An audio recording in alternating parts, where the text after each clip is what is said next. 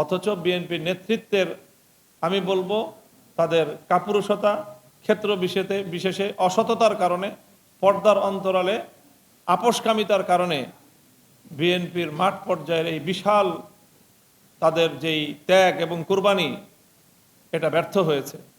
যে জুলাই সনদ বাস্তবায়নের ক্ষেত্রে এবং গণভোটের রায় কার্যকর করা নিয়ে সরকারের পক্ষ থেকে প্রকাশিত এবং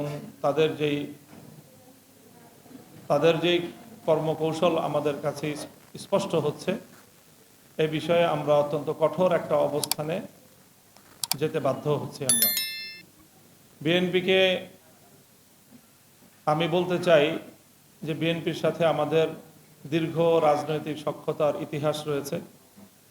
আমরা দীর্ঘ সময় বাংলাদেশে আধিপত্যবাদ বিরোধী লড়াইয়ে বিএনপির সাথে কাঁধে কাঁধ মিলিয়ে আমরা লড়াই করেছি, সংগ্রাম করেছি, ফ্যাসিবাদ বিরোধী আন্দোলন করেছি, সংগ্রাম করেছি। অতীতে আমরা একসাথে জোট করেছি, একসাথে সরকার গঠন করেছি। আমাদের অনেক ইতিহাস রয়েছে।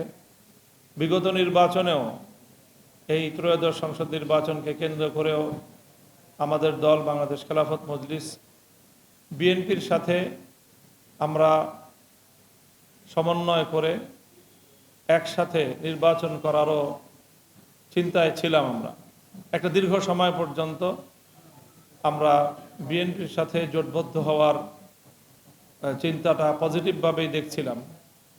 কিন্তু কেন আমরা সেখান থেকে সম্পূর্ণ বিরোধী একটি অবস্থানে গেলাম, সেটা জাতির কাছে আমরা আগেও পরিষ্কার করেছি, আবারও আজকে বলছি। যখনই আমরা দেখেছি যে বিএনপি এই জুলাই সনদকে কার্যকর করার ক্ষেত্রে, তার চেয়েও বড় করে বলতে গেলে জুলাই বিপ্লবের স্বীকৃতি প্রদান করার ক্ষেত্রে বিএনপির গড়িমসি, আমাদের কাছে মনে হয়েছে যে এত মানুষের রক্ত, ১.৫ সহস্রাধিক তাজা প্রাণের শাহাদাতের বিনিময়ে অর্জিত এই বিপ্লব, ৩০ সহস্রাধিক বাংলার দামাল সন্তানদের, যুদ্ধাহতদের তাদের যে করুণ অবস্থা, তাদের যে পঙ্গুত্ব, তাদের যে অসহায়ত্ব, এখনো পর্যন্ত তারা হাসপাতালের বিছানায় ছটফট করছে। চিরতরে দৃষ্টিশক্তি হারিয়ে অন্ধত্ব বরণ করেছে অসংখ্য মানুষ। ভয়াবহ ইনজুরি নিয়ে তারা বিপ্লবের সাক্ষী হয়ে বাংলাদেশের প্রত্যন্ত অঞ্চলে ছড়িয়ে ছিটিয়ে আছে। এই রক্তের সাথে গাদ্দারি করে আমরা নিজেদের স্বার্থের রাজনীতি করতে পারি না। এই জায়গাটা থেকেই আমাদেরকে বিএনপির সঙ্গ ত্যাগ করতে হয়েছে। কাজেই আমরা আশঙ্কা করেছিলাম নির্বাচনের আগেই বিএনপি প্রথমে গণভোটে সম্মত ছিল না। গণভোটে সম্মত হয়ে আমরা বলেছিলাম যে গণভোটটা আগে হোক, জাতীয় সংসদ নির্বাচনটা পরে হোক।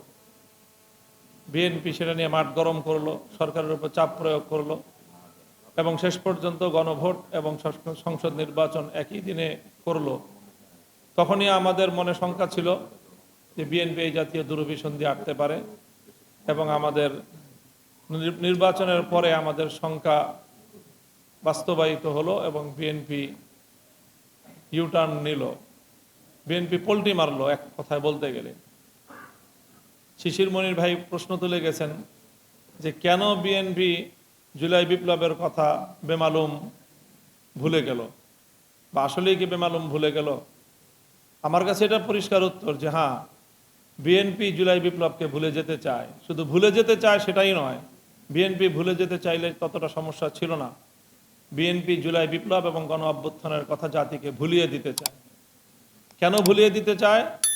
কারণ এই জুলাই বিপ্লবের সফলতার অপর পৃষ্ঠে একই সাথে অঙ্গাঙ্গিভাবে জড়িয়ে আছে বিএনপির নেতৃত্বের ব্যর্থতার এক করুণ ইতিহাস। বিএনপির রাজপথে 15 বছর তাদের রাজপথের নেতাকর্মীরা যেভাবে গুম খুনের শিকার হয়েছে, হত্যাকাণ্ডের শিকার হয়েছে, বিএনপির নেতাকর্মীদের যেই পরিমাণ রক্ত বাংলার মাটিতে ঝরেছে, অথচ বিএনপির নেতৃত্বের আমি বলবো তাদের কাপুরুষতা, ক্ষেত্র বিশেষে অসততার কারণে, পর্দার অন্তরালে আপোষকামিতার কারণে বিএনপির মাঠ পর্যায়ের এই বিশাল তাদের যেই ত্যাগ এবং কুরবানি, এটা ব্যর্থ হয়েছে। যেই জনতা নিয়ে 2024-এর জুলাই মাসে বিপ্লব হলো, অভ্যুত্থান হলো, 5ই আগস্ট ফ্যাসিবাদ পালিয়ে যেতে বাধ্য হলো, এদেশের মাটি এবং এদেশের মানুষ সেই বিপ্লবের জন্য তো প্রস্তুত ছিল 2023 সালেও। 2023 সালে নয়াপল্টনের বিএনপি কার্যালয়ের সামনে থেকে 28শে অক্টোবর চূড়ান্ত সেই আন্দোলনের সময় বিএনপি নেতৃত্ব যেভাবে কাপুরুষতার পরিচয় দিয়েছে, পুলিশের টিয়ার ছিল না, পুলিশের বাঁশির ফু শুনে বিএনপির নেতৃত্ব যেভাবে হাতে চুরি পরে পালিয়ে গিয়েছে, সেই দিনই তারা তাদের নেতৃবৃন্দ, তাদের নেতাকর্মীদের রক্তের প্রতি তাদের যে কোনো কমিটমেন্ট নাই সেটা প্রমাণিত হয়েছে। এবং সেই জনতাকে নিয়েই 2024 সালের জুলাই বিপ্লব হলো, 5ই আগস্ট ফ্যাসিবাদের পতন ঘটলো।